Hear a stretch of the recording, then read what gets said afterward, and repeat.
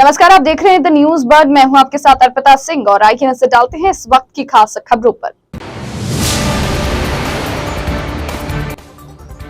प्रधानमंत्री नरेंद्र मोदी का 5 अक्टूबर को जोधपुर दौरा प्रस्तावित, प्रशासन के साथ भाजपा अलर्ट मोड पर।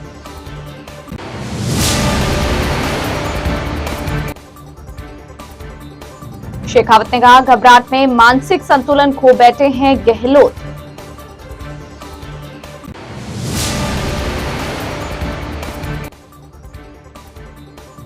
पूजा त्रिपाठी ने कहा, धर्म की राजनीति कर जनता को गुमराह कर रही भाजपा।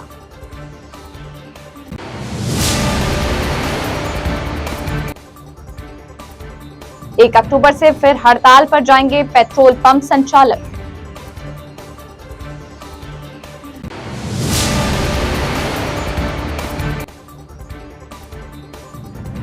आधे घंटे तक शहर में झमाझम बारिश से सड़कें लबालब।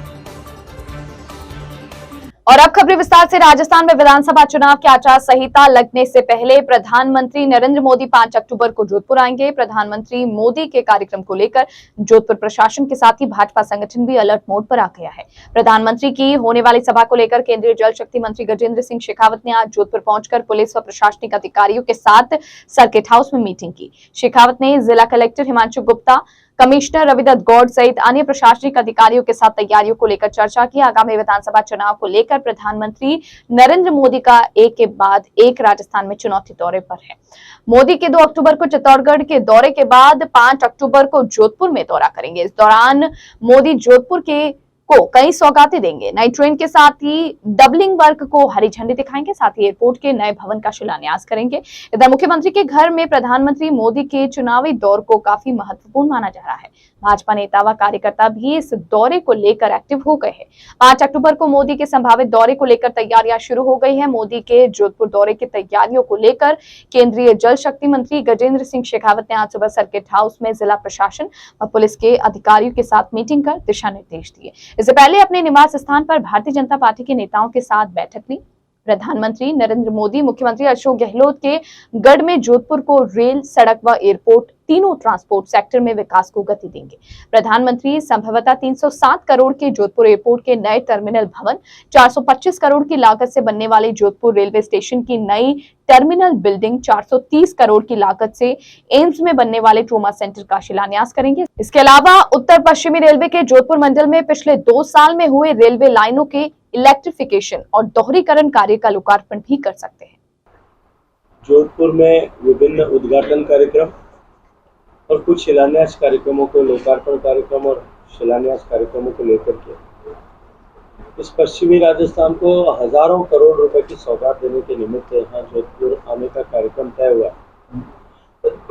5 तारीख को सुबह 10 बजे माननीय प्रधानमंत्री जी का अभी टेंटेटिवली कार्यक्रम आने का ऐसा बना है, जहां प्रधानमंत्री जी जोधपुर एयरपोर्ट का शिलान्यास करेंगे। तो नया टर्मिनल बिल्डिंग बनने वाली है 350 करोड़ रुपए की लागत से। जोधपुर में जो ट्रॉमा सेंटर एम्स में नया बन रहा है, क्योंकि जोधपुर का एम्स जो है पूरे पश्चिमी राजस्थान के ट्रॉमा केसेस को कैटर करने वाला इंस्टीट्यूट है। वहाँ एक डेडिकेटेड अलग से ट्रॉमा सेंटर, ट्रॉमा हॉस्पिटल बने, उसका शिलान्यास करेंगे। जोधपुर आईआईटी जो पूरी हो गई है, उसकी सारा इंफ्रास्ट्रक्चर कंप्लीट हो गया, उसका लोकार्पण करेंगे। इसके अतिरिक्त जोधपुर एक रेल जो है, जो हमारी पुरानी दिल्ली मेल और बाद में जिसको रुनेचा एक्सप्रेस का नाम दिया गया था, वो ट्रेन है, वो ट्रेन वापस शुरू हो रही है। जोधपुर रेलवे स्टेशन का फॉर्मल शिलान्यास, पहले बड़े कार्यक्रम जब एक साथ रेलवे स्टेशन का शिलान्यास हुआ था 70 गाँवों के साथ में हो चुका है, इसकी चर्चा करेंगे। जो हमारा इलेक्ट्रिफिकेशन हुआ है, ये 3 में से 2 सेक्शन का कंप्लीट हो गया है, उसका डेडिकेशन करेंगे। कुछ रोड इंफ्रास्ट्रक्चर, गैस पाइपलाइन जो है, उनके विषय के भी जो है वो उस दिन उनके लोकार्पण और शिलान्यास उस दिन ऐसा होने वाले। उस दिन जोधपुर में माननीय प्रधानमंत्री जी का अभी जयपुर में जैसा ऐतिहासिक अभूतपूर्व कार्यक्रम हुआ है, ठीक उसी तरह का कार्यक्रम जोधपुर में हो, इसको लेकर के तैयारी बैठक हमने की है। एडमिनिस्ट्रेशन के साथ में भी विभिन्न विषयों को लेकर के चर्चा की है और पार्टी के स्तर पर भी अधिकतम लोगों की सहभागिता उसमें किस तरह से रहे और अपने प्रिय नेता जो दुनिया का सबसे लोकप्रिय नेता है उनको सुनने के लिए, उनको देखने के लिए जो जिज्ञासा सभी लोगों की रहती है, तो किस तरह से अधिकांश लोगों को हम उसके साथ में जोड़ सकें, इस दृष्टिकोण से अभी संगठन के स्तर पर भी सुबह हमने बैठ करके चर्चा की है। आगे इस कार्यक्रम के निमित्त विभिन्न समितियों का निर्माण करके इस कार्यक्रम को कैसे हम व्यवस्थित कर सकते हैं, इसके ऊपर हमने काम करना प्रारंभ। मुख्यमंत्री अशोक गहलोत द्वारा प्रधानमंत्री और उपराष्ट्रपति के दौरे को लेकर दिए बयान पर पलटवार करते हुए कहा कि प्रधानमंत्री जब भी राजस्थान आते हैं तब राजस्थान वासियों को सौगात देकर जाते हैं, उसमें भी उनको घबराहट और खिसियाहट दोनों होती है।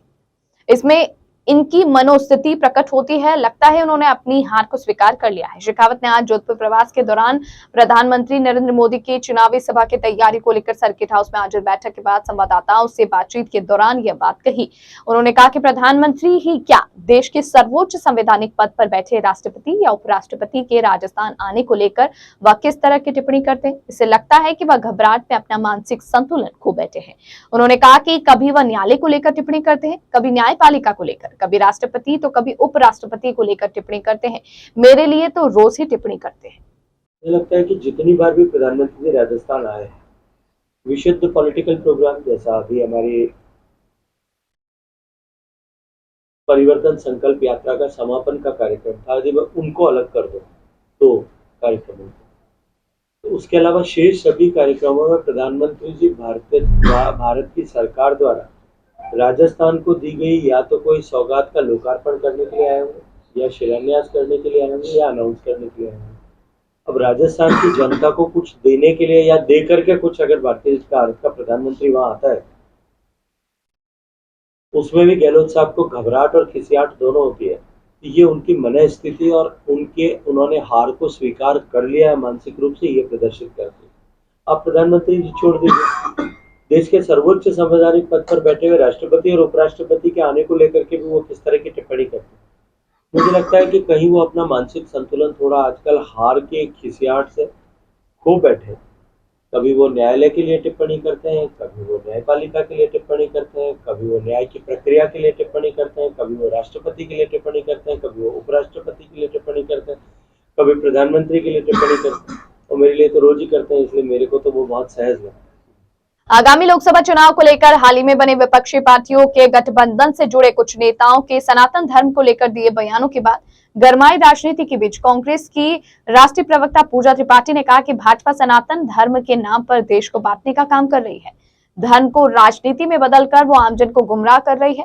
उन्होंने ये बात जोधपुर में प्रेस वार्ता में कही। उन्होंने भाजपा सरकार पर महंगाई, बेरोजगारी और महिलाओं के आरक्षण के मुद्दे को लेकर गुमराह करने का आरोप लगाया। उन्होंने महिलाओं के आरक्षण और देश में बढ़ रहे अत्याचारों को लेकर कहा कि देश के कई प्रदेशों में महिला अत्याचारों में अचानक बढ़ोतरी हुई है। उन्होंने महिला अत्याचारों को लेकर राजस्थान में भाजपा की ओर से लगाए जा रहे आरोपों का खंडन करते हुए कहा कि प्रदेश में मुख्यमंत्री अशोक गहलोत द्वारा मुकदमा दर्ज करने की अनिवार्यता करने से मामलों में इजाफा हुआ है। भाजपा के हिंदुत्व और हमारा हिंदुइज्म जो हम फॉलो करते हैं, जो मैं खुद एक हिंदू धर्म का फॉलो करती हूँ, उसमें बहुत बड़ा डिफरेंस है। इस देश में सबसे बड़े हिंदू कौन हुए थे, आप मुझे बताइए। वो आदमी हुआ था जो लाठी लेकर हमको इस देश का चक्कर काटा था, और वो आदमी हुआ था जिसने मरते मरते छाती पर हे राम उसके मुंह पे था। गांधी से बड़ा हिंदुत्ववादी तो कोई हुआ नहीं है इस देश में। और अगर हम बात अगर थोड़ा पीछे जाती हूँ तो स्वामी विवेकानंद जब वर्ल्ड रिलीजन पार्लियामेंट में कहते हैं कि हिंदुत्व ने इस देश को, इस दुनिया को अगर दो चीजें सिखाई हैं तो वो टॉलरेंस है, ठीक है, और लोगों को अपने में अकोमोडेट करने की ताकत है। ये उन्होंने वर्ल्ड रिलीजन पार्लियामेंट शिकागो में कहा। और आज जब हम देखते हैं कि टॉलरेंस खत्म होता जा रहा है, आज ये जय श्री राम को आज उन्होंने एक हिंसक नारा बना दिया, ठीक है। ये उस पे नहीं बोलेंगे जब किसी दलित के सर पर पेशाब होता है, ये उस पे नहीं बोलेंगे, पर ये मस्जिदों के सामने शोभा यात्रा आज से 20 साल, मैं तो 30 साल की हूँ, लेकिन आप सब बताइए मुझे, आपने कभी सुना था कि सरस्वती पूजा में मस्जिदों के सामने तलवार लेकर के कोई नारा निकल रहा है कि जय श्री राम का हिंसक, हम जय सिया राम वाले, जय श्री राम का हिंसक रूप ये भाजपा की देन है।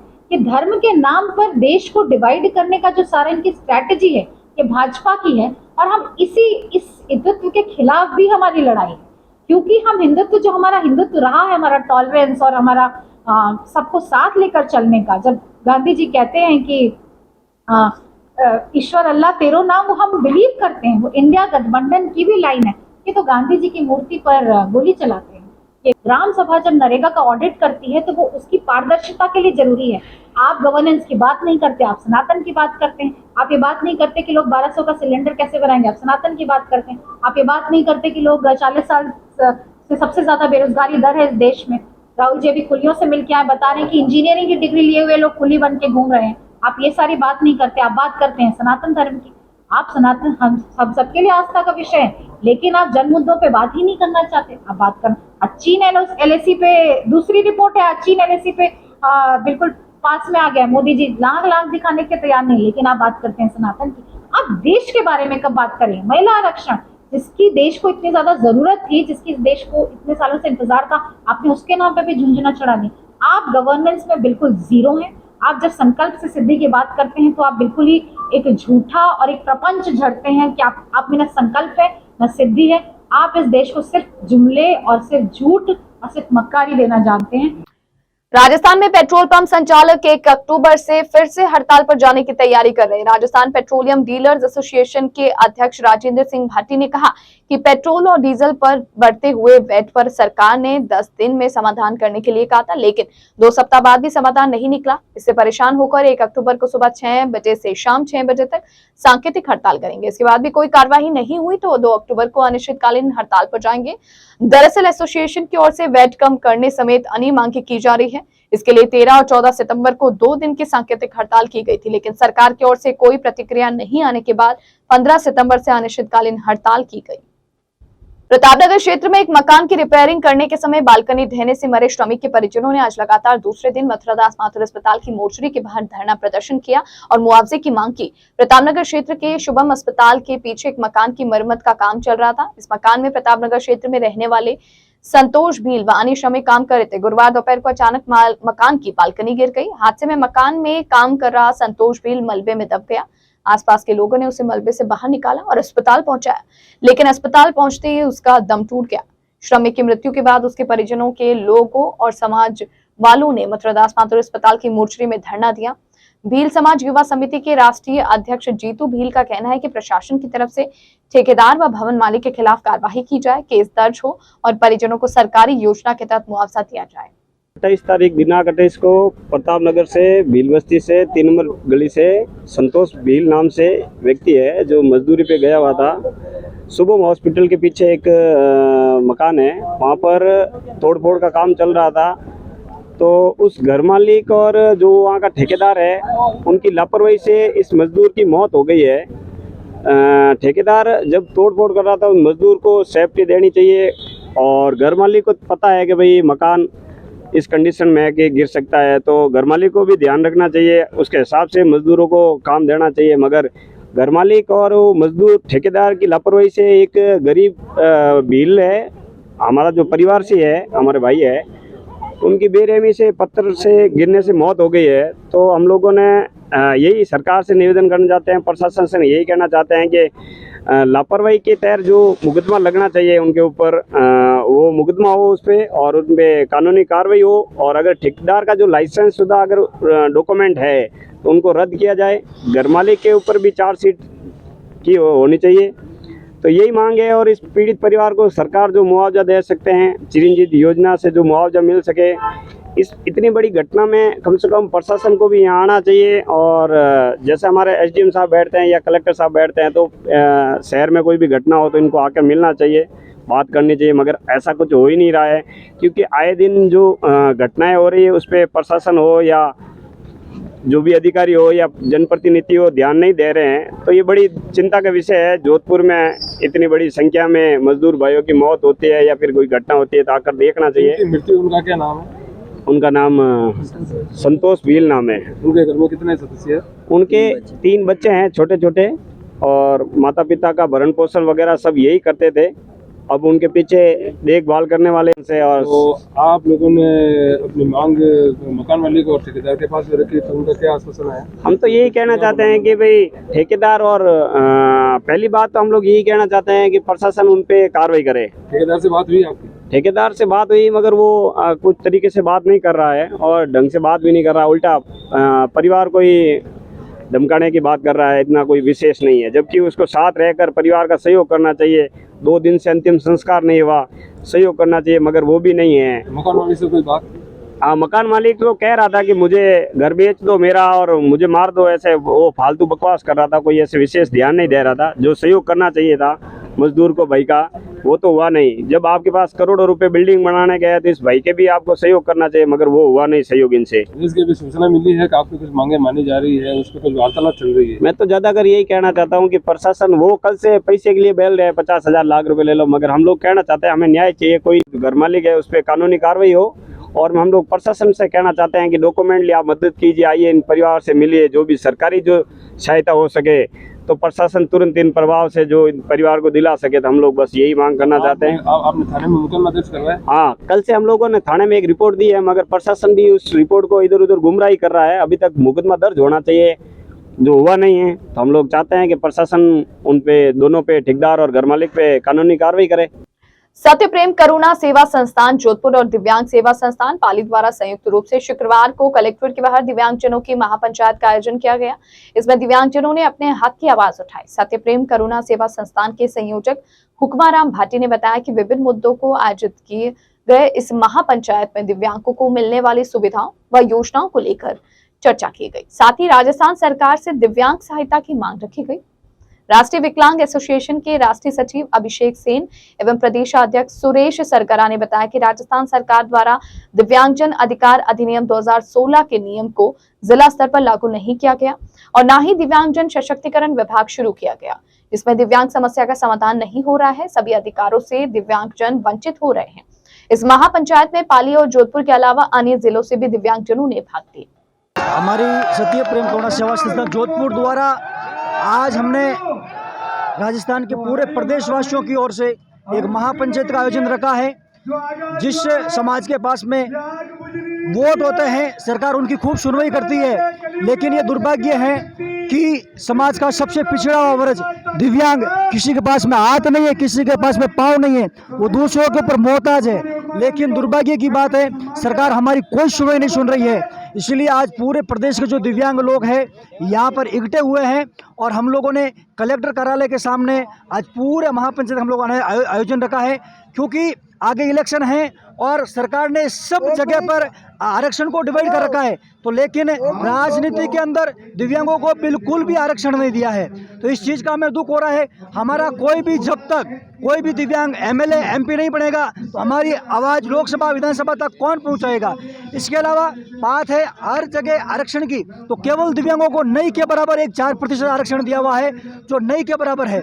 हम लोग चाह रहे हैं कि कम से कम दिव्यांगों को 10% आरक्षण मिले। और सबसे बड़ी बात, हम आज इस महापंचायत के माध्यम से सरकार से ये आग्रह किया है, अगर सरकार हमारी सुनवाई सुनती है तो ठीक है, ये तो महापंचायत है और जल्द से जल्द एक हम लोग संपूर्ण दिव्यांग, राजस्थान के दिव्यांग महासंग्राम का आयोजन कर रहे हैं, उसकी जवाबदारी सरकार की होगी।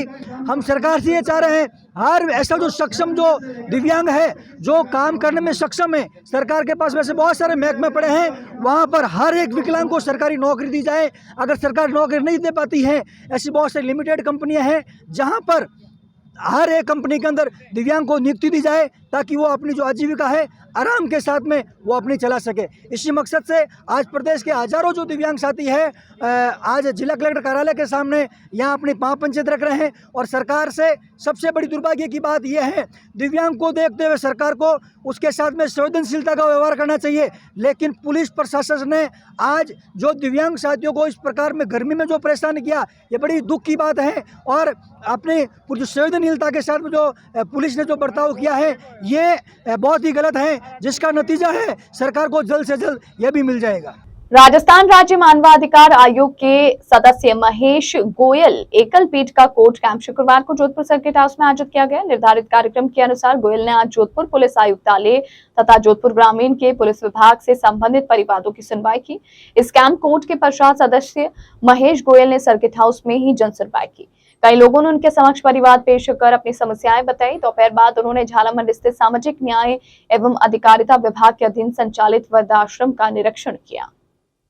देश की राजधानी दिल्ली में द इंडियन एकेडमी ऑफ जीरियाट्रिक्स एवं जैरिको 2023 के संयुक्त तत्वावधान में आयोजित हुए कार्यक्रम में जोधपुर के वरिष्ठ फिजिशियन डॉक्टर अरविंद माथुर को चिकित्सा के क्षेत्र में बेहतर सेवाएं देने के चलते लाइफ टाइम अचीवमेंट अवार्ड से नवाजा गया।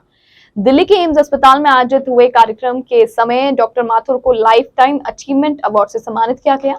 विगत कई वर्षों से डॉक्टर अरविंद माथुर चिकित्सा के क्षेत्र में अपनी सेवाएं देने के साथ केयर गिवर्स आशा सोसाइटी के माध्यम से समाज सेवा में लगातार अग्रणी है। इस संस्थान द्वारा डॉक्टर माथुर को वृद्ध रोगियों की सेवा, उनकी देखभाल करने जैसे कार्यों के चलते ये सम्मान दिया गया। और बुलेटिन में यहाँ रुकेंगे एक ब्रेक के लिए। ब्रेक के बाद जारी रहेगा खबरों का सिलसिला। आप बने रहिए द न्यूज बर्ड के साथ।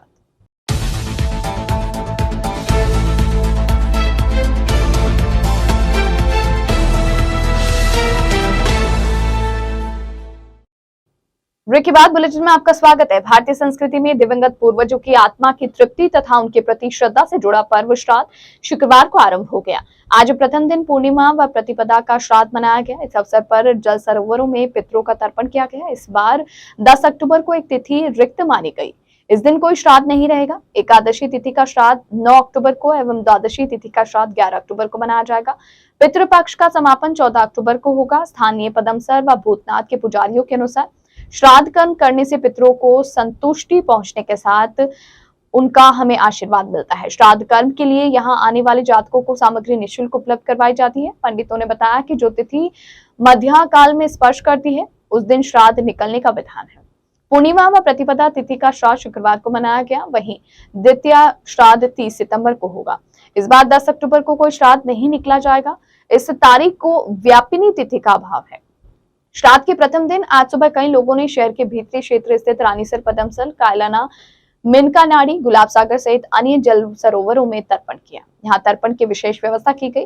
पितरों के तर्पण को लेकर बड़ी संख्या में यहाँ पर लोग पहुंचे। भूतनाथ महादेव मंदिर समिति की ओर से भूतनाथ महादेव मंदिर सरोवरों में तर्पण कार्य शुरू हुआ।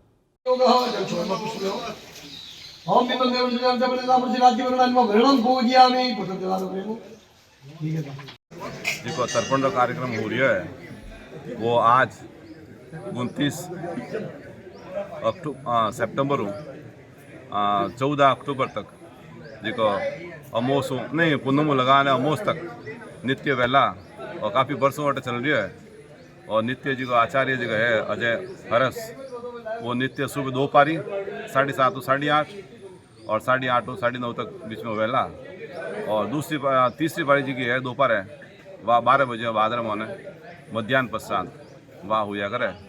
इनमें जितना भी लोग बाग या जितना साधक या जात करने चाहे तर्पण का कार्यक्रम वे सहर से पधार सके। अटे तिल, जौ और चावल और पुष्परी व्यवस्था, जनऊ, अंगूठिया पहनने वास्ते अंगूठिया तंबेरी वे सब निःशुल्क अटे उपलब्ध है। और इन तर्पण कार्यक्रम आनंद लेवे और आपरे पितरों ने वो शांति प्रदान करें। जय श्री भूतनाथ। ओम विष्णवे नमः। ओम विचितारं ते तेजो जन हृदय कुंजे सुरविति स्वयं शंकर तम तच्छ सदरति रात्रिम दिवसयो समुद्धर्तुम जीवांशिकिमगविदानैकहर्षिक प्रभु त्वं श्रीमान्यो यवतु शिवराज प्रभुवलम। ओम विष्णवे नमो विष्णवे नमो विष्णवे नमः। हर साल की भांति इस साल भी तर्पण कार्य होने जा रहा है। 16 दिन जो पितृपक्ष के नाम से किया जाता है। लोगों के जो पितृ दोष की बाधा होती है, पितरों को प्रसन्नता के लिए, उनको तृप्ति के लिए, अक्षय तृप्ति के लिए, अपनी मनोकामना के लिए ये सारे कार्य किए जाते हैं। सबसे पहले हम आके पवित्रकरण कराते हैं, उसके बाद आचमन कराते हैं, विष्णु भगवान का ध्यान कराते हैं, भस्मधारण, शिखाबंधन, उसके बाद संकल्प करके पहले प्रथम देवताओं को तृप्त करते हैं। देवताओं में ब्रह्मा, विष्णु, महेश आदि जो भी देवता है उनको तृप्त किया जाता है। वो सव्य जनों द्वारा किया जाता है। उसके बाद कंठी द्वारा ऋषियों को तर्पण किया जाता है।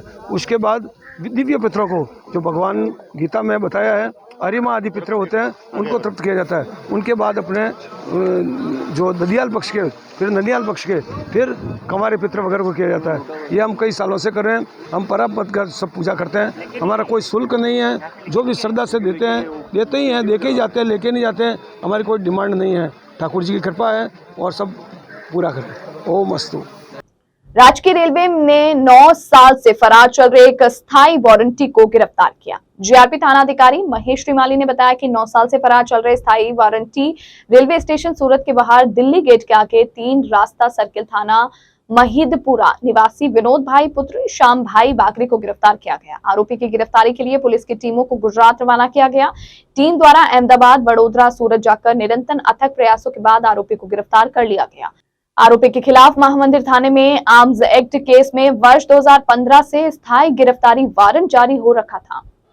पुलिस मुख्यालय द्वारा आगामी विधानसभा चुनाव को देखते हुए गिरफ्तारी वारंट, स्थायी वारंटी एवं मादक पदार्थों के अधिक से अधिक धरपकड़ हेतु अभियान चलाया गया है, जिसके तहत श्रीमती पूजा अवाना हमारी एसपी मैम और श्री गौतम कुमार जैन डीवाईएसपी के निर्देशानुसार एक विशेष टीम गठित कर श्रीमती कंचन राठौड़, पप्पा राम और बंसीलाल को गुजरात की तरफ भेजा गया था, जिसमें 9 साल से स्थायी वारंटी, मतलब चोरी का एक प्रकरण था 2014 का, उसमें जो है स्थायी वारंटी विनोद भाई पुत्र श्याम भाई, जाति बागरी, उम्र 40 साल, निवासी सूरत, जो वहाँ का निवासी था और 9 साल से फरार था, उसको आज गिरफ्तार करके कोर्ट में पेश किया जाएगा। इसमें मैं बताना चाह रहा हूँ कि मैं एक इसमें जोधपुर कमिश्नरेट के महामंदिर थाने का भी ये स्थायी वारंटी है,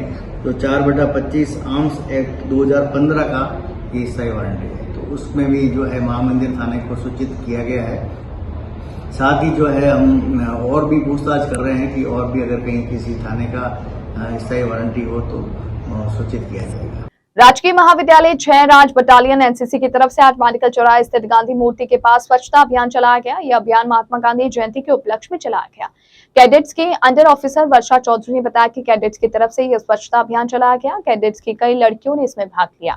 महात्मा गांधी की आगामी 2 अक्टूबर को जयंती है, उनकी तरफ से हर माह अभियान चलाया जाता है। पोस्टर प्रतियोगिता का आयोजन भी कैडेट्स की तरफ से करवाया जाता है। नमस्कार, हम राजकीय महाविद्यालय से हैं जो फर्स्ट पुलिया पे है। हम 6 राज बटालियन एनसीसी से हैं और 2 अक्टूबर को गांधी जयंती के उपलक्ष्य में हम यहाँ पे गांधी जी की प्रतिमा के सामने सफाई का कार्यक्रम कर रहे हैं, श्रमदान कर रहे हैं। धन्यवाद। आगे और भी कार्यक्रम रहेंगे? हाँ जी, हम हमेशा करते हैं। हर महीने हम पुनीत सागर अभियान चलाते हैं, जिसमें हम वाटर बॉडीज़ की सफाई करते हैं और साथ में पोस्टर प्रतियोगिता, ऐसे शॉर्ट कॉलेज में हम प्रोग्राम करवाते रहते हैं। और हॉस्पिटल वगैरह जहाँ पे भी हमें ऑर्डर मिलता है यूनिट से, हम वहाँ पे सफाई वगैरह हमेशा करवाते ही रहते हैं। मेरा नाम है अंडर ऑफिसर वर्षा।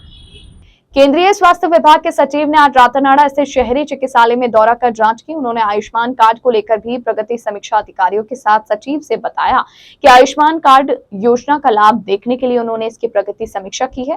केंद्र सरकार की तरफ से चलाई जा रही इस योजना में व्यक्ति को 5 लाख तक का इलाज निःशुल्क दिया जाता है, जो कि जरूरतमंद हो। उन्होंने कहा कि 2 अक्टूबर को आयुष्मान सभाएं होगी। सभी नगर पालिकाओं और ग्राम पंचायतों में इसका आयोजन होगा। इसमें आयुष्मान ग्राम, आयुष्मान पंचायत की उपलब्धियां भी प्रदान की जाएगी। यह केंद्र सरकार की बहुत महत्वाकांक्षी योजना है। आयुष्मान कार्ड बनाना भी अब आसान हो गया है और आजकल आयुष्मान ऐप से भी कार्ड बन सकते हैं। 2 अक्टूबर को आयुष्मान सभाएं होंगी सभी म्यूनिसिपल वार्ड में और सभी ग्राम पंचायतों में।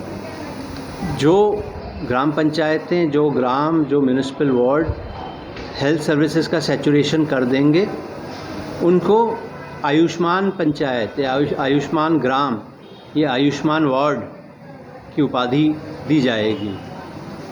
तीसरा इसका चरण है जो आयुष्मान कार्ड है, प्रधानमंत्री जन आरोग्य योजना, जो केंद्र सरकार की बहुत महत्वाकांक्षी योजना है, जिसमें 5 लाख रुपए तक निःशुल्क इलाज अस्पताल में प्रत्येक गरीब परिवार को दिया जाता है। उसके और राज्य सरकार ने अपनी दूसरी योजना चलाई है। दोनों को मिला के इस राज्य में आयुष्मान कार्ड दिए जा रहे हैं, वो आयुष्मान कार्ड बनाने का तरीका बहुत आसान हो गया है। आजकल आयुष्मान ऐप के माध्यम से फ़ोन पर ही आधार कार्ड के OTP के माध्यम से आयुष्मान कार्ड जनरेट हो जाते हैं। यहाँ पर भी आयुष्मान कार्ड जनरेशन का कार्य चल रहा है। चौथा पहलू है इसका आभा ID नंबर जनरेट करना, Ayushman Bharat health account ID। Digital mission के अंतर्गत देश के प्रत्येक नागरिक के लिए एक यूनिक हेल्थ ID बन रही है, जिससे उससे संबंधित जो भी health record, prescription, diagnostic reports जो भी हैं वो डिजिटल माध्यम से उसका अकाउंट में रहेंगी। जब आवश्यकता पड़े उन डिजिटल रिकॉर्ड्स को एक्सेस किया जा सकता है, उनका उपयोग किया जा सकता है। तो आभा ID नंबर जनरेशन भी इस कैंप में होता हुआ देखा गया। इसके अलावा स्वच्छता इसका एक बहुत बड़ा पहलू है। स्वच्छता में 1 अक्टूबर को पूरे देश में एक साथ 1 घंटा, एक साथ एक दिन, 1 अक्टूबर को 10 से 11 बजे पूरे देश में स्वच्छता अभियान चलाया जा रहा है, जिसमें चिकित्सा संस्थानों को भी कहा गया है कि वो एक पोर्टल है भारत सरकार का स्वच्छता ही सेवा .nic.in, उस पर कोई साइट आइडेंटिफाई करें, वहाँ पर जन सहयोग के माध्यम से साफ सफाई कराएं। और अब बात मौसम की। प्रदेश में मानसून की विदाई होने के साथ अब भीषण गर्मी और उमस लोगों को सता रही है। शहर में तापमान भी 36 डिग्री तक पहुंच गया। शुक्रवार की दोपहर तक भीषण गर्मी और उमस बनी रही। अपराह 3 बजे बाद आसमान में काली घटाएं घिर गई और देखते ही देखते कुछ देर में ही बरस पड़ी। शुक्रवार की अपराह में शहर के कई इलाकों में रिमझिम तो कई मूसलाधार बारिश हुई। बारिश से शहर की सड़कें पानी से लबालब हो गई। बारिश के चलते कई वाहन चालक पानी में फंस गए। कईयों ने पेड़ों के नीचे खड़े रहकर खुद को बचाया। आधे घंटे तक शहर में झमाझम बारिश से एक बार की मौसम खुशनुमा हो गया। फिर शाम को धूप निकलने से गर्मी सताने लग गई। और अंत में एक बार फिर नजर बुलेटिन की खास खबरों पर।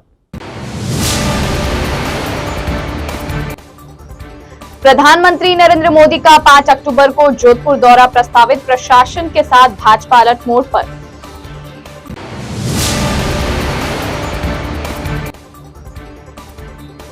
शेखावत ने कहा, घबराहट में मानसिक संतुलन खो बैठे हैं गहलोत।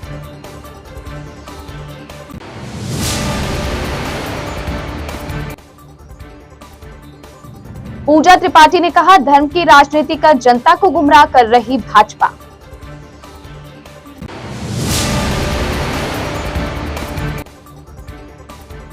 एक अक्टूबर से फिर हड़ताल पर जाएंगे पेट्रोल पंप संचालक।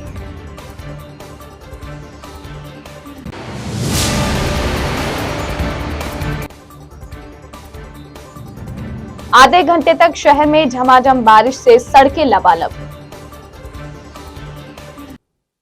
इस बुलेटिन में फिलहाल के लिए इतना ही और खबरों को जानने के लिए आप बने रहिए द न्यूज वर्ल्ड के साथ।